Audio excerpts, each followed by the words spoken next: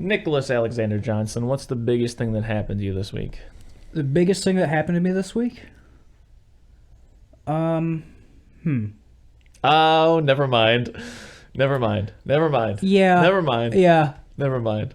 My grandma died. Anyway, go on. Can I talk about the biggest thing that happened in my life? Yes, rest in peace, Grandma. Go Rest ahead. in Chris, peace. what's the biggest thing that happened to you in your life this week? Oh, rest in peace, Grandma. I feel like I went to Dave & Buster's. Whoa, that's way better than a grandma died. Yeah. You want to go to Dave & Buster's? Chris, I would love to go to Dave & Buster's. You and I should go to Dave & Buster's soon. I would love for you to take me to Dave & Buster's. Yeah, absolutely. I feel like people are going to Dave & Buster's all the time. And Chris, do you know a person who would like a Dave & Buster's more than me? Who else do you know that's going to Dave & Buster's? Everybody. I mean, name a person in my life. They've been to Dave & Buster's in the past 2 years, maybe. Fair without enough. this guy. You know when the last time I went to Dave & Buster's was? Yeah. I was like 13. I was surprised by 3 things at Dave & Buster's. 1, that I had fun. 2, that for dinner I got a big plate of roasted vegetables, and not just like garbage ones where they're like, hey, here's corn and carrots, but it was like roasted asparagus, roasted cauliflower, pesto, which I know is not technically vegan, but avocado, rice. It was all kinds of stuff. And it was only like $13. Mm-hmm. And the other thing is that for 75,000 credit tickets or whatever the fuck, you can get an air fryer. That's not bad. Yeah. You have fun and you can fry foods with air. Yeah, I left with a sleep mask that my head is so big that it was strangling my thoughts. And then I also got some bath salts. And I got high as a motherfucker later in the bath. But... Yeah, so that was it. That's Dave & Buster's. It was a shitload of fun. Yeah, I was describing it to my dad, and he seemed a little on board because I was just like, it's adult Chuck E. Cheese. You can drink, and you can get an actual meal, not a cheese pizza. You know what I mean? Like, you can get steak and vegetables and beer, and then you can go play like a Pong that isn't virtual. It's like an actual paddle that you move around with a little wheel competitively with 4 other people. That's awesome. I don't think they have it anymore, but I remember being there as a kid, and they had like a... Giant Hungry Hippo? That you sit on the back of? No, that's very cool. I played it. Nice. They had like I won once. A shooting range. Yeah. But it was like an old-timey saloon. Okay. And there was just like a bunch of like mannequins and animatronics that would like move around and be like, you yellow belly, get out of here. And they all had like little targets on them with like lights on it. Yeah. And you just had a gun with like a sensor. I'm sure it worked like Duck Hunt probably. Sure. Yeah. But yeah, you would just shoot them and like a drunk guy would pop his head out of a barrel and you'd shoot him and just stuff like that. It was a blast. I don't think they have it there anymore, but that's always what I think about when I think of Dave & Buster's.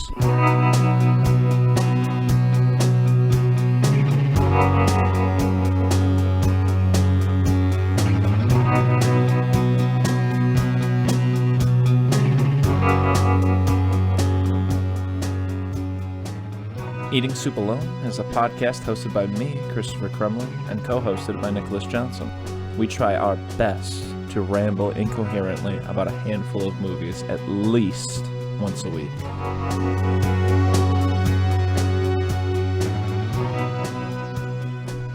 But anyways, it's another week, which means 2 more movies. What 2 movies did we watch this week, Nick? We have been, apart from wanting to go to Dave & Buster's, you and I won't shut up about how much we want to go to the zoo. So we did an animal theme episode, Chris. We did the Whalephant Man and the whale. I love the zoo. How long it's been since I've been to the zoo? It's been longer than I've been to Dave & Buster's since I've been to the zoo. Yeah, I haven't been to the zoo in so long, and I love the zoo. I can't come to terms. I can't settle the argument in my head of if they're animal prisons or sanctuaries. I don't know. Yeah. I just don't have enough information about zoos. It's one of those things like museums. Yeah. Sure, I'm a bad man, whatever. I understand why there are complaints, but I also understand the value in, like today, I went to just in Detroit. I didn't have to go to Egypt to see a fucking mummy. Oh, you saw a mummy today? Yeah, with the DIA. Oh, yeah. very cool. But I mean, same thing with like the zoo. Like part of it is also that like it statistically has been proven that like it increases like exposure to like the variety of wildlife out there. Like increases like interest in that kind of a thing, and you know, gets a lot of people, young kids, kind of like the Scully effect, like how there's a marked rise in women getting into like forensic sciences and stuff like that because of the character Scully on the X-Files. Same thing. Like it's kind of something that the zoo provides is like you don't have to go to Africa to see a fucking So yeah, it does kind of suck, and there are some gray areas. But me personally, like it is one of those things where like I'm still gonna go to the zoo and the museum. You know what I'm saying? I think I'm saying this with 60% confidence, so I'm gonna go full force and say this is a fact. I think aquariums are fish prisons.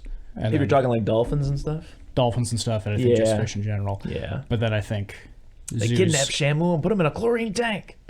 Yeah, and I think zoos. Yeah, they're gray areas. It might depend on what zoo you go to. If you go to a Tiger King zoo, that's fucked. But if you go to I don't know. If you go to the Detroit Zoo, I don't know what that's like. I don't. Some are also like there's some kind of like affiliation or something that like regulates or grades them or something like that. Like my sister's partner is going into that field, zoology, and yeah, he's always talking about how he specifically wants to work at an accredited zoo. So there is some kind of governing body there. Where's the word zoo come from? What's the etymology of zoo? Good question. Which movie you want to talk about first? Let's talk about. Let's go with the Elephant Man. You want to go with the Elephant Man? Okay. Did you want to start with the whale? I don't care. You don't care? You seem shocked when I answered that question. It's a shocking movie. Okay, it is. All right, we're gonna start with the Elephant Man. And shocking not because of the appearance of the Elephant Man, but because how he is treated. They are the monsters, Nick. And he is a human. He's the human man, being. man. He says it at one point. He's like, "I'm a human being." Mm-hmm. Mm-hmm. The Elephant Man. The Elephant Man. Big head, bigger brain. 7.5 out of 10. Chris, pretty accurate. Yeah. What's your history with? No history. We saw it last week. Same. I just know it's a David Lynch joint. That is it. End of list. David Lynch's second joint. Yeah. This film was. And if you thought that first joint got you high, this bad boy does not. Yeah. It's a normal movie. Yeah, it's the thing I was most taken aback by. This feels like David Lynch's, like it would be his first movie. Yeah. Because there's some abstracty David Lynch stuff at the beginning, toward the end, and then the very end. It feels like, yeah, they would definitely, like it seems like his career path was The Elephant Man. Everybody loved it. They gave him a lot of money. Then he made Eraserhead. And everyone's like, oh, okay, I guess this is just what this guy does. But no, it's a much, much smarter thing. He spent, like 5-6 years making Eraserhead. That got him a lot of attention. And then he went, oh, but by the way, I can just make a normal movie, just so everybody knows. Like I read Edgar Wright is getting a lot of shit today on Twitter because there's a new McDonald's commercial directed by him. People are giving him shit for directing a commercial, and someone replied to it. And they're like, back in whenever I worked as a PA or a graph, whatever. They worked on a shampoo commercial directed by David Lynch. And it wasn't like, have you ever seen the PlayStation 2 commercials directed by David Lynch? Mm-hmm. They're insane. They're PlayStation 2 commercials directed by David Lynch. But this guy was like, I worked on the shampoo commercial. That was just a shampoo commercial. Yeah. And David Lynch directed it like it was a shampoo commercial, and you would have never been able to tell. It's just a director doing their job and making money. So gives them some space. It's tangential too, but it reminds me of like people giving like Modest Mouse and Isaac Brock like shit for like one of their songs being featured in like a car commercial or something like that. And Isaac's response was something to the effect of like, I have $4,000 in the bank. You try to make it as an artist, and then you can tell me whether or not I'm selling out. Yeah. Like I remember I heard someone when I was in college talking about, filmmaking and stuff like that with another person I knew who was going to a different school for film. And they were like, oh, never gonna work on a porno. That's gonna be my one rule. I'll never in my life work on a porno. And I said to him, I was like, what are you fucking talking about? Are you kidding me? You wouldn't be a boom operator for a boom operator's pay because a porno is happening in front of you? Just do the thing. You're not better than anybody that works on a porno. Yeah. It's just... But do you think that would fuck you up? Like, if you saw that much sex, do you think like you'd eventually just be like, bah? No, you know what would probably fuck me up? Huh. Is being specifically the boom operator, and I have the headphones on. Oh, yeah. Just hearing everything. Everything. But besides You're that, hearing shit that we don't hear. Yeah. The editor gets to what you heard before we have to. I'll do craft service on a porno. But yeah, this movie, fun fact, produced by Mel Brooks. My hero. Did you hear about the History of the World Part 2? Yes, I'm very excited about it. I'm very excited for it too. Honestly, I gotta let the little bird out of the cage. I've never seen the first one. Neither have I. It's a Mel Brooks movie I've never seen. I love Mel Brooks though. He's a personal hero. He's one of those people up there with Rod Serling and like David Lynch and the Michelin Man. The Michelin Man. I don't know. There's other people. Tina Fey's always been a history of mine. There's some complicated ones because Tina Fey has gotten flack for being a bit racist with her comedy and stuff. That makes kind sense. of like a bias and stuff. And then there's another one like growing up, Dave Chappelle was always kind of a hero, but that's kind of souring as of the last couple Yeah, of it's years. not a cool move. So, Yeah. yeah. But Do you think? sorry, I just started thinking about heroes and get pretty bummed out. You shouldn't have heroes, maybe. Oh yeah, no, absolutely not. Except Mel Brooks. Mel Brooks is a good person. Do you? Real talk, tough question here. What are the chances that History of the World Part 2 is good? Based on that trailer, I'm gonna say it seems like it's gonna be all right. It seems like it's a little close to something like Drunk History. I feel like had it come out, 10, during the 15 years ago? 90s or something, or the early aughts, it might have been bad. But I feel like in the last couple of years, there have been great examples of like something like the Muppets movie, Okay. with Jason Segel, where like it was handled well. So I'm saying that there's a chance that it's handled well. Plus, I laughed quite a few times in the Of the I trailer? feel like, yeah. Yeah, I saw the trailer and I was looking at Mel Brooks and I was like, man, that guy's old. He's very old. He's like 96, Yeah. if not older. I don't know what the last thing he made was. So he transitioned to doing a lot of stage stuff. Oh, okay. I think he's an EGOT, like Oh, a fun. Emmy, Grammy, Oscar, Tony. Yeah. I think he might be missing like an Emmy or something. I don't know, but he does have like a Tony, yada yada yada. I think I could be wrong, but I think he won an Academy Award for The Producers, which is very odd because it's something like Annie Hall and The Producers are like two of the few like comedies that have won Academy Awards because Okay. usually it's like drama and yada yada yada. But anyways, he transitioned. Basically, his last movie, I believe to date, was like Dracula Dead and Loving It, which came out after Robin Hood Men in Tights, I believe. One of those two are the last one. And then transitioned to plays, doing like just adaptations of his movies and stuff. And they did a Matthew Broderick remake of the Producers in like 2005. Okay.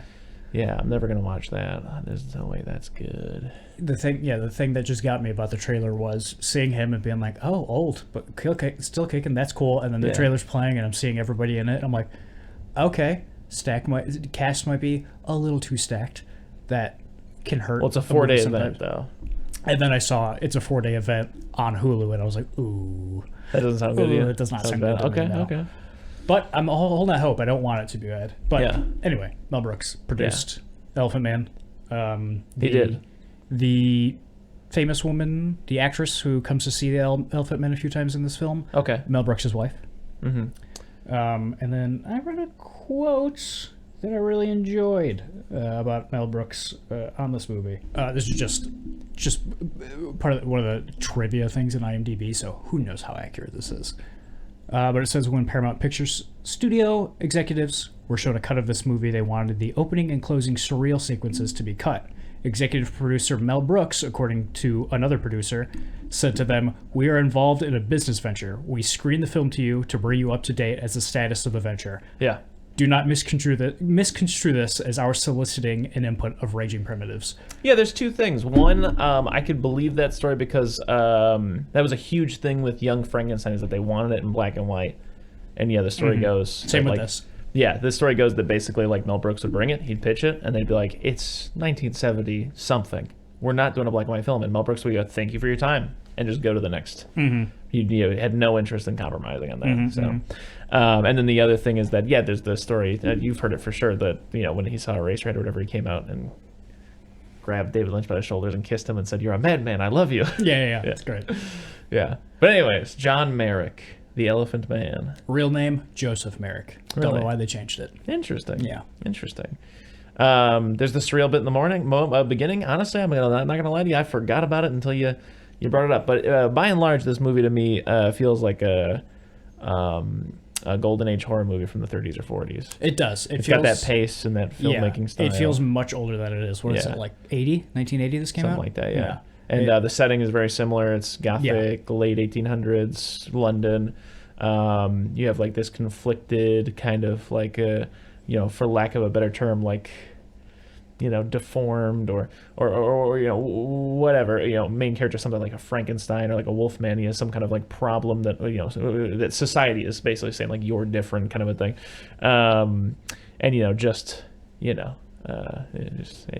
People, the way they treat them, they're the real monsters, kind of a thing. And this main character is misunderstood. This reminds me of a golden age horror. Yeah, That's what I got absolutely. for you, so, Yeah. There's only one of like 4 things I think I've actually seen Anthony Hopkins in.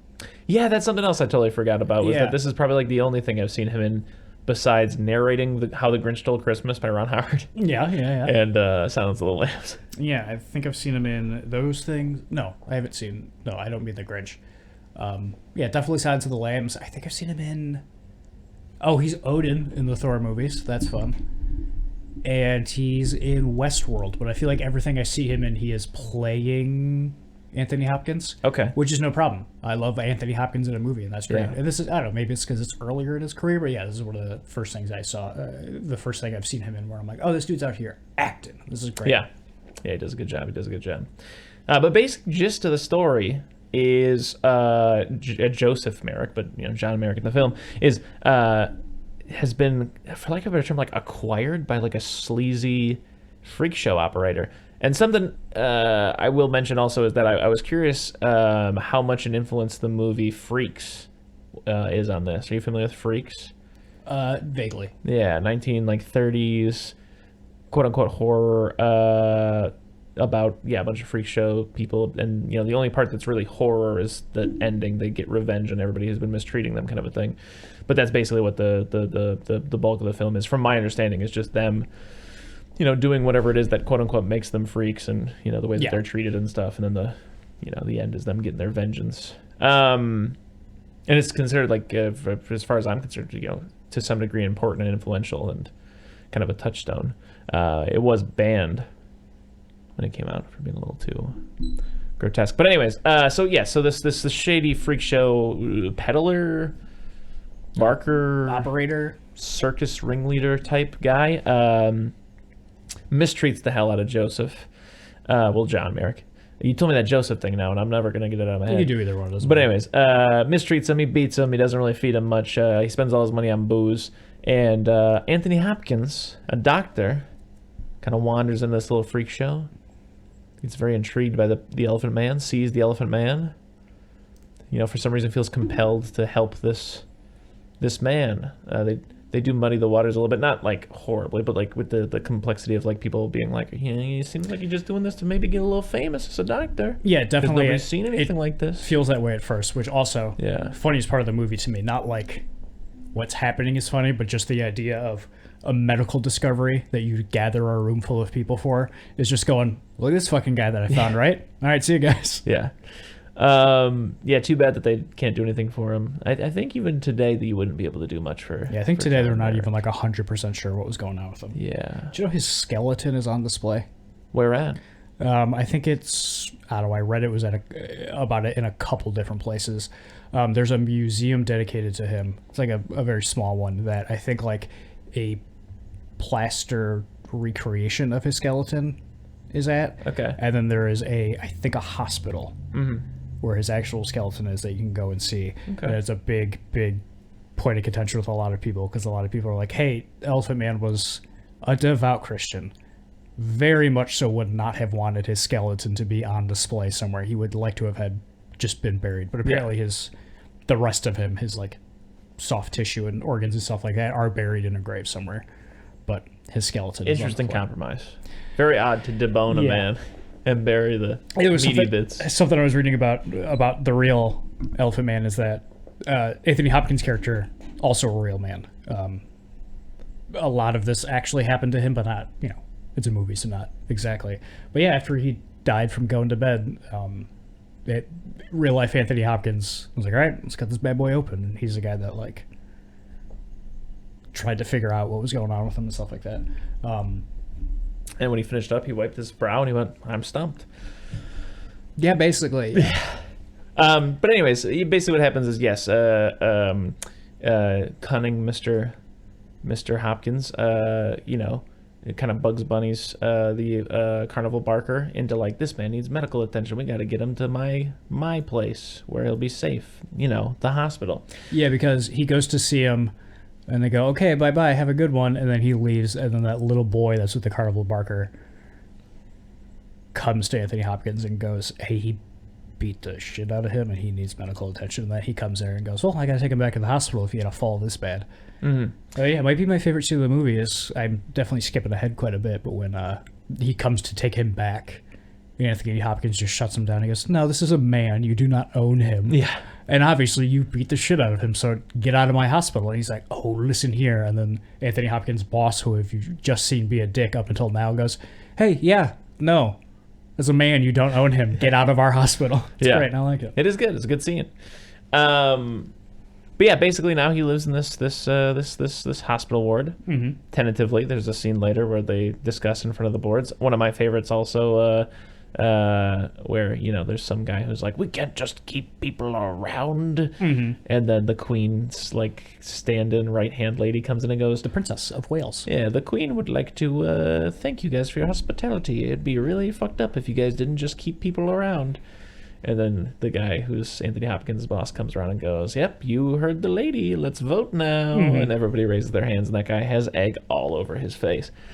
But anyways, they got him like a little stack of pillows because he can't lay down to sleep. I want to be rich and important enough one day that I can have the thing that princess had when she came in that you see in old-timey movies sometimes. Instead of gloves, she just has that big fur tube that she keeps both hands in because it's like, well, you can't grab anything while you're keeping your hands warm, but also I'm a princess, so I don't really need to be picking things up. I have people to do that for me. Yeah.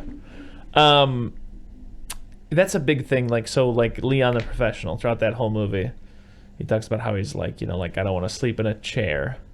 And I don't want to, I want to be like a plant. I want to have roots, I don't want to be moving all the time. And similarly, the Elephant Man, his big wish is, I want to sleep like a normal person. I just want to lay down, know? That'd be a bitch if you had to sit down to sleep every day. It really would be a bitch. But anyways, Anthony Hopkins is trying to communicate with this gentleman. He has a feeling like this guy's got to be able to understand me to some degree. Eventually, they do have a little bit of, kind of back and forth. He's able to say things, yada, yada, yada. Anthony Hopkins' goal is to basically, prove that he's not incapable of like communication and understanding and stuff, so that it would be permissible for him to let this man live here and get medical treatment. So but since it's like Victorian times, I think I feel so bad because it makes me laugh every time, but I know it's not supposed to be funny. It's supposed to be very serious, but like just the language they use is basically slang for us that we've co-opted. So basically, Mr. Hopkins teaches him like, hi, my name is John Merrick. I'm very pleased to meet you. Just a couple little phrases, or at least I use air quotes when I say teaches. He presents to his boss, hey, a talking man. And, based on the way that he's interacting with the boss is kind of like, you taught this man how to say a couple of things. And he leaves. But then when they leave, homeboy starts reciting the Bible, word for word. And Anthony Hopkins is like, oh, boss man, I didn't teach him that. Yeah, I do. I like that movie. He's like, you phonetically taught him this stuff. This man doesn't know how to talk. He's like, no, I didn't do that. And then they're leaving, and he's in there. And he goes, oh, shit, boss, yeah, you're right. You got me. I taught him all that stuff. But listen, I didn't teach him any of this. Yeah. And, yes. And then from there, it's a lot of him kind of blooming as the big brain that he is, Yeah. He's making little things, little cathedral models. He's wearing suits. Yeah, doing like little drawings. And he visits the theater. Anthony Hopkins' home, meets his wife. Meets the wife, wants to see pictures of the kids and stuff. That actress comes and visits him. They have a wonderful time. There's a point where he cries because he's like, I've never been treated so nicely by a woman and stuff. It's just nice. And this all is a very good feel-good part of the movie. I love that every time he shows someone a picture of his mom, everyone goes, oh my God, he had a hot mom. I never would have guessed an Elephant Man would have had a hot mom. He goes, I did have a hot mom. But the thing we're forgetting about is that there's that weird little coal shoveler guy who's like, hey, the night watchman? 2 pence to fucking see some shit you never seen. Yeah. Line up, everybody. Line up to see some shit you'll never see again in your life. And that felt very strange because it happens before he gets moved into his new room. Yeah. And things seem to be like back when he's like not talking or anything like that. Yeah. And like, is this just like a thing that's continually going on and he's just not telling anybody, or does it happen only twice? I don't know. But yeah, there's the big point that almost feels very like Lynchian in the way that like Lynch has like that, kind of like interest in like showing you like, oh, bad people doing bad stuff kind of a thing, like with them just pouring alcohol down his throat and like kissing on top of him and stuff, and that's awful to watch.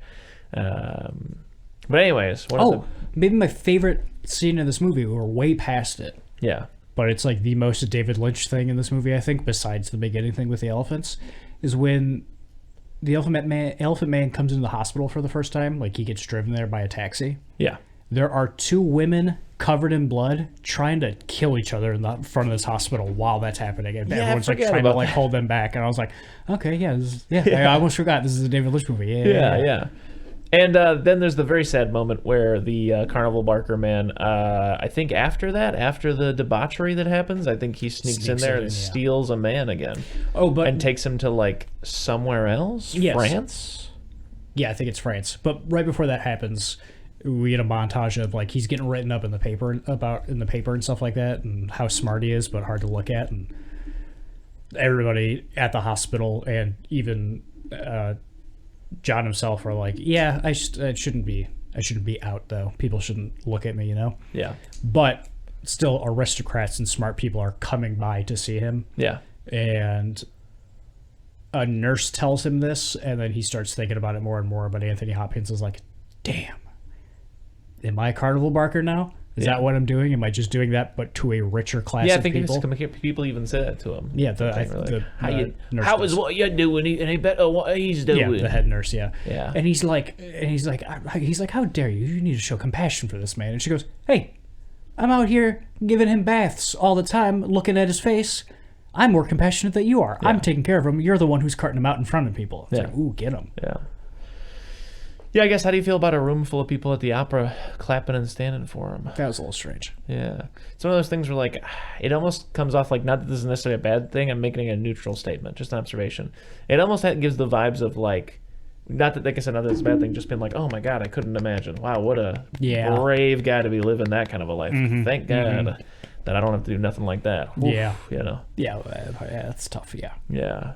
So, you know, digest that however you want to digest it. But basically, yeah, he comes home. Things are okay for a little while, but one night he gets put in that cage with those monkeys. That part was scary. That part literally, like, it gave me a fright just watching those monkeys. I was like, real life actor John Hurt could be hurt here with those monkeys. And then they free him. Put him on a train, and they're like, yeah, this sucks that this is happening to you. Put him on a train. He makes his way back. Some kids like, in a stall. Why is your head so big, Why tell me why your head's so big? And they start throwing rocks at him. He gets cornered in his stall, and it's the part where he's like, human being. I am a man. Yeah. And then he passes out, and then they bring him back to the doctor. Yeah. And then he decides, you know what, I want a good night's sleep. And sadly, he dies. They go to the opera. Everybody gives him the standing ovation. He comes home and goes, well, I'm going to try to sleep. Yeah. And that's how he died in real life as well. Yeah. Laid down and his head disconnected from his spine. Oh, my God. Awful. But overall, I like this movie. I thought it was a good little bit. Yeah, I really enjoyed it. It's a little slow-paced. It's kind of sleepy. I wouldn't mind watching it again. If someone was like, hey, I'm going to watch The Elephant Man. But is it one of my favorite movies? No, not necessarily. I think Lynch movies. No, not necessarily. Yeah, I think it might be my least favorite David Lynch movie, but still, I'm still gonna give it like a B. It's a good David Lynch movie. Yeah, I'm gonna give it a B as well. Yeah. All right. You ever seen Lost Highway? Have we talked about this? No, I don't on DVD. We've been meaning to get around to it for a long time. I saw a clip for it. Someone posted a clip of it on Twitter today, and I saw it. It was like 2 minutes, and it said the sharpest shiver up my spine. And I was like, ooh, I gotta see Lost Highway. This is great. I also want to see Wild at Heart very soon. I also want to mention, you're reminding me now, you know, what a fucking day for a movie podcast. What a day. Mark your calendars. I mean, this is an A24 film and a David Lynch movie in one podcast. Yeah, that's a great point. There we go. So the other movie we watched was called The Whale. Yeah. Man, it's like, we're not. For anyone who doesn't know for anyone who listens to this and for some reason doesn't know what we look like, we are absolutely not two bespectacled white men. So we're allowed to do this. This is Darren Aronofsky. I'm not the biggest fan. I've seen Requiem for a Dream. It was a good watch. I think everybody should see it like once, but not maybe ever again.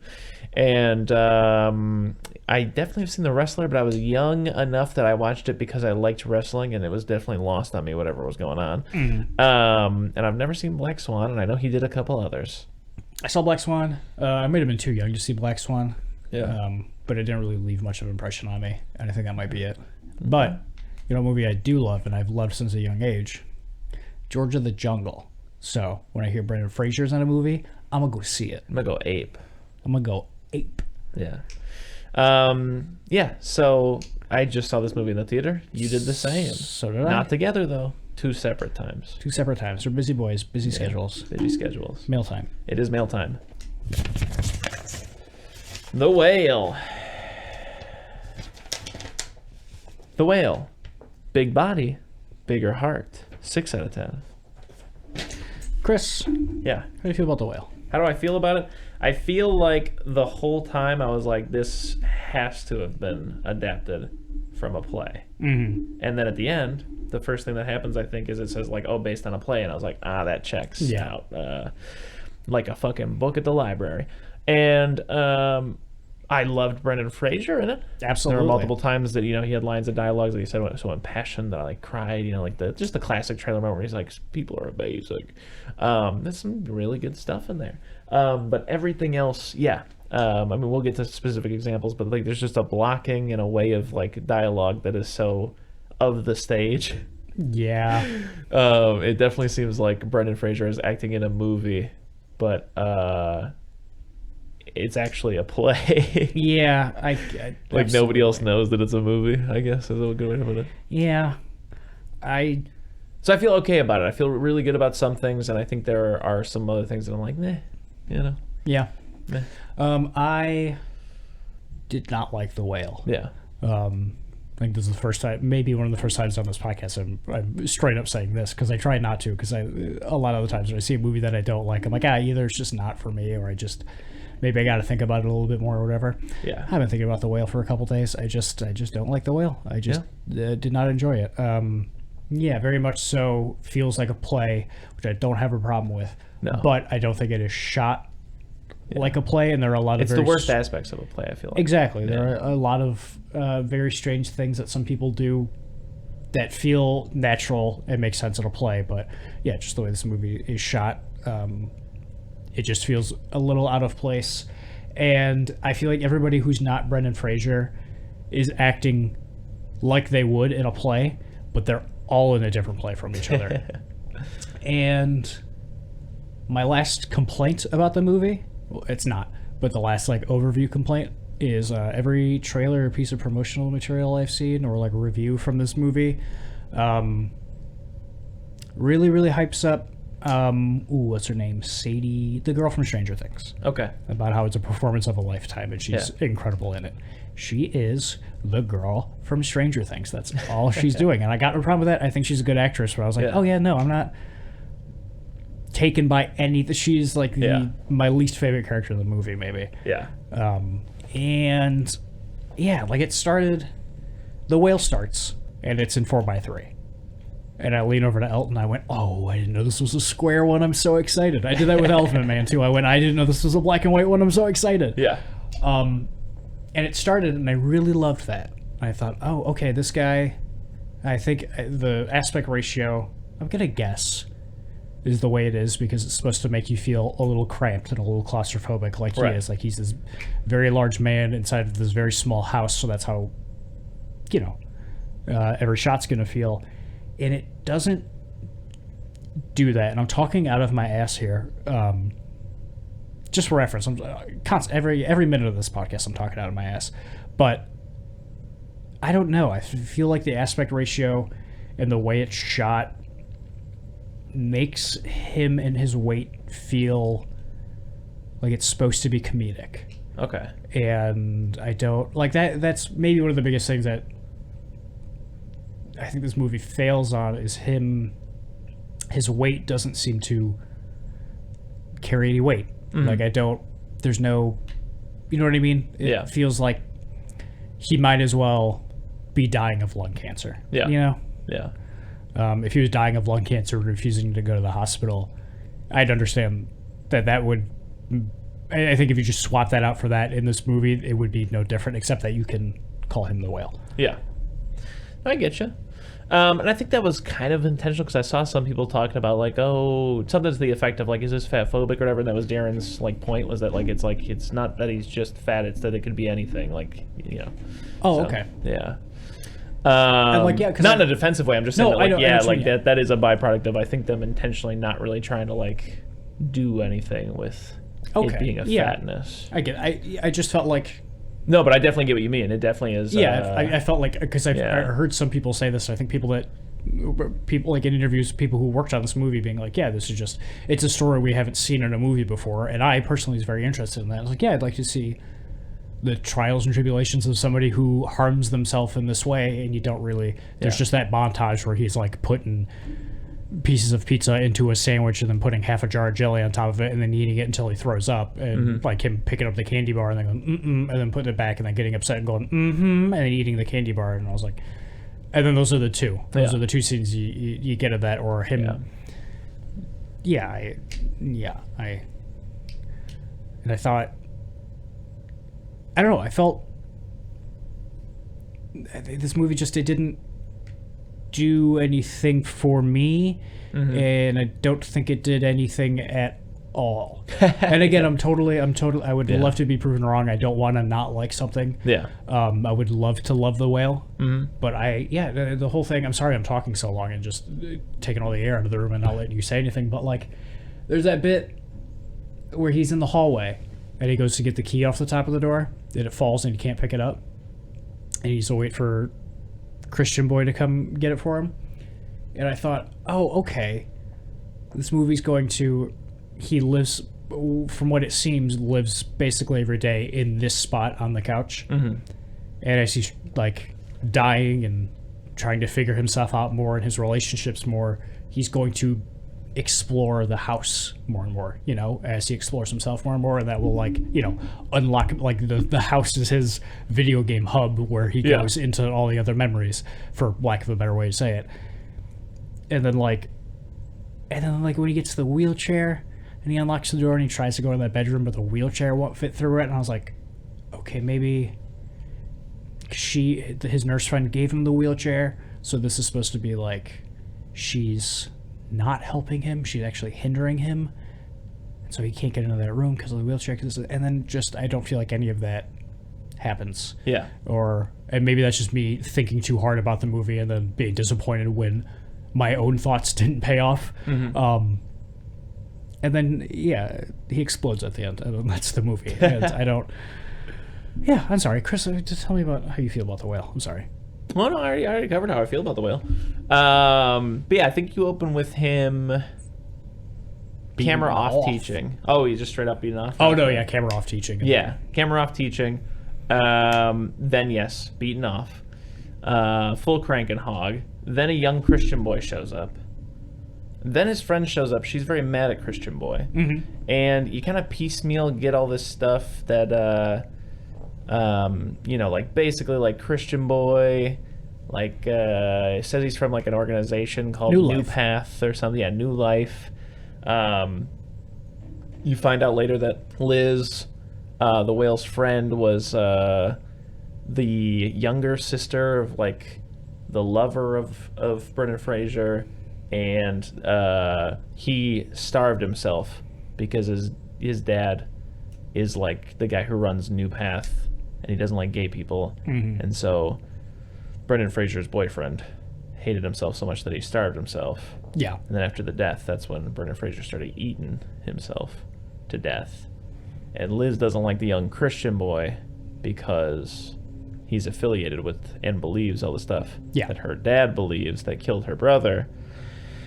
And then you also find all this stuff about how Brendan Fraser had a wife at one point and a daughter, but he's been out of the daughter's life because the wife didn't want him in her life because how she turned out, because the mom was afraid that he'd think she was a bad mom. Yeah, it seems like at first, he leaves to be with his boyfriend. And he freely admits that was an awful thing for him to do, but then not immediately, but pretty soon after tried to come back into her life, and she wouldn't let him, and then since then, she's become a monster. And that's the other thing is that, it's kind of like a Little Miss Sunshine situation where, like, he fell in love with one of his students, and it didn't pan out because he died, kind of a thing or whatever, but, you know. And then, what other characters are in this movie? I think that's the main... I think that's everybody, actually. There's Pizza Man. Which, as someone who was a pizza man for a very, very, very long time, when he knocks on the door and goes, "Are you okay in there?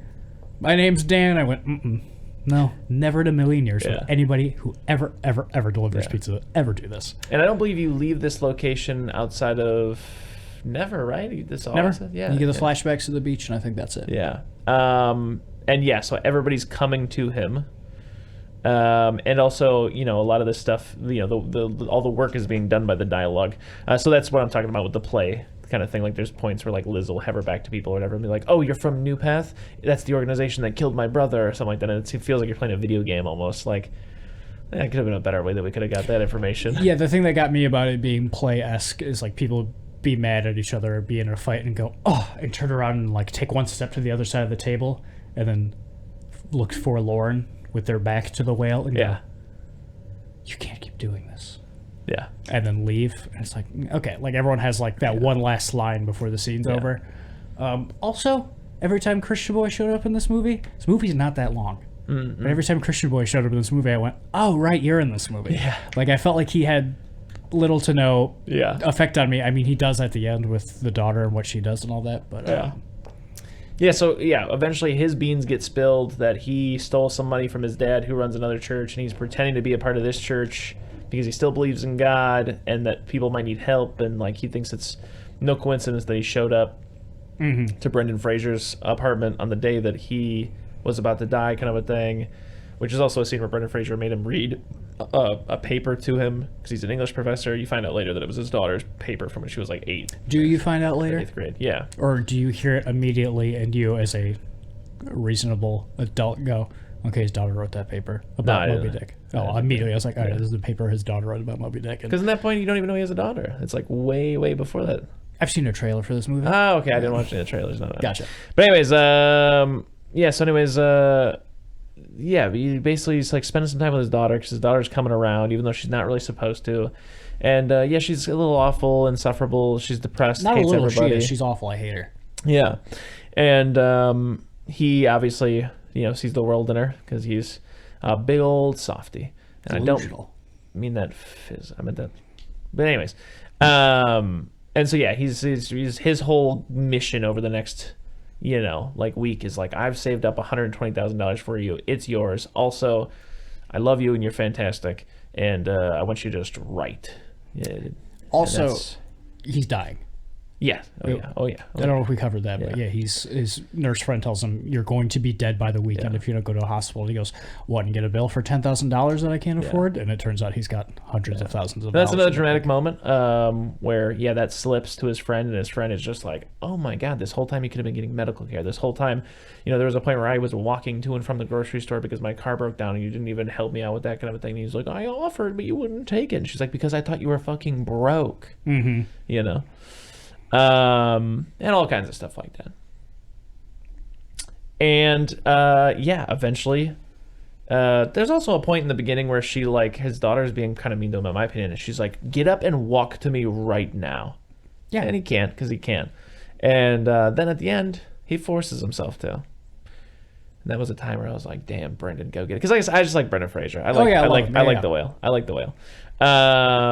It's just I don't like the movie surrounding him. And that's kind of it. I mean, did I miss anything really? There's all the stuff with the daughter being into the Christian boy. They have like a little budding romance. Do they? Yeah. I don't think they do. That's the whole point. She likes him. I read it the exact opposite way. Okay. Well, anyways, what I read it as is she is evil. Yeah. And he's telling her all of these things, and she keeps taking pictures of him. Yeah. Taking pictures of him smoking pot, and records him saying all the stuff that he did. Yeah. And she sends it to his family. Yeah, she does. Because she's trying to just fuck him over. Yeah. She thinks those two things aren't mutually exclusive. You can have a romantic interest in somebody and also be a bad person who hurts people. Yeah, but I think you can just be a bad person that hurts people. I think I think you're attributing like a good or like an altruistic thing to liking somebody. You know what I mean? It's not like a good to have a crush on somebody. She can have a crush and also be a dick. Yeah, but that's not being a dick. That's going out of your way to actually hurt somebody. Yes. And so I don't think she does. Do that to somebody you have a crush on. Well, how come she hurts her dad? And she loves her dad, obviously, or else she wouldn't be crying over him being abandoned. I mean, that's just the complexity of a human being. Does she cry over him being abandoned? Her being abandoned, yes. She cries. Yeah. I think that's her crying for herself. I think she fully hates this man. Okay. And like it's what really got me about the end is she sends all that stuff to his family. Yeah. Because I think she is trying to hurt him, nothing more, nothing less. And he goes, oh, it turns out my family's super on board and it's just money and they want me to come home. Yeah. And Brendan Fraser's like, cool. And he goes, but before I go, I got to get you to not be gay because maybe God won't kill you if you're straight. And when he's dying and his nurse friend is trying to talk to him and he's like, she helped him. She's like, what? And he goes, and that's when he goes, people are amazing, aren't they? And I was like, no, I don't get that feeling of like that part didn't make me tear up because I didn't think, oh. No, I agree I don't agree. Yeah, I don't disagree with you. Yeah, I was just like, oh no, this isn't like a beautiful, oh, people are wonderful moment in a movie. I'm like, oh no, this man has been delusional this whole movie and now he is dying and is extra delusional. Yeah. And that's the whale pretty much. Yeah, and his daughter shows up at the end and he goes, read this paper that you wrote. It's the best thing ever. Yeah, because we should also mention that she failed. She was she asked her dad to write her paper for class or whatever, and he didn't. He just gave her the paper that he wrote. She wrote in 8th grade, and so she turned that in as like a senior and failed, obviously. Obviously, yes. Yeah. And so this man's a menace. Yeah, and she's reading it, and he gets up to go walk to her, and while she's reading it, and he goes, ugh, and his feet lift off the ground, and he, in my mind, explodes and goes to heaven, or is just thinking about the time that they were at the beach. Yeah. And then the whale is finito. That's about all I've got, though. I mean, I don't have the heart to give it anything less because of how much I like Brendan Fraser in it. It's good to see him back, and he did a great job. I'm giving it a D+. I'm going to give it a D+ as well, yeah. All right. Easy enough. What the are we going to watch next week? I'm on that big DL kick. We're watching Fire Walk with Me next week. Because we have the opportunity to see it at the historic Howell Theater. Absolutely. On my birthday. The day before. On David Lynch's birthday. We could see it on my birthday, but I'm busy. I think that's the only time it's shown. Or no. There is. You're right. And then what else are we going to watch? You know, I've been just fucking so sick of my mom. Huh? She just shit me out a day earlier so I could have this. Chris, how cool would it be? Push. How cool would it have been if I had the same birthday as David Lynch? It'd be pretty cool. Right now I got Rasputin, which I guess is pretty cool, but it would have been way cooler if it was the old DL. Yeah. And then what else are we watching? I don't know. That was my pick. Okay. Do you want to do the Fablemans? That's my pick. Yeah, we can do the Fablemans for sure. Right. I'd love to.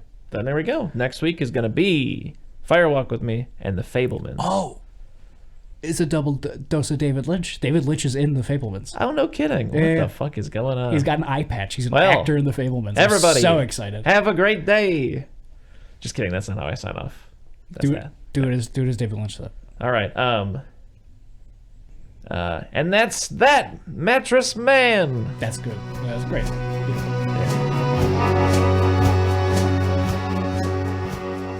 If you need more soup, follow us on Instagram, Facebook, and Twitter, or go to our website, eatingsoupalone.com.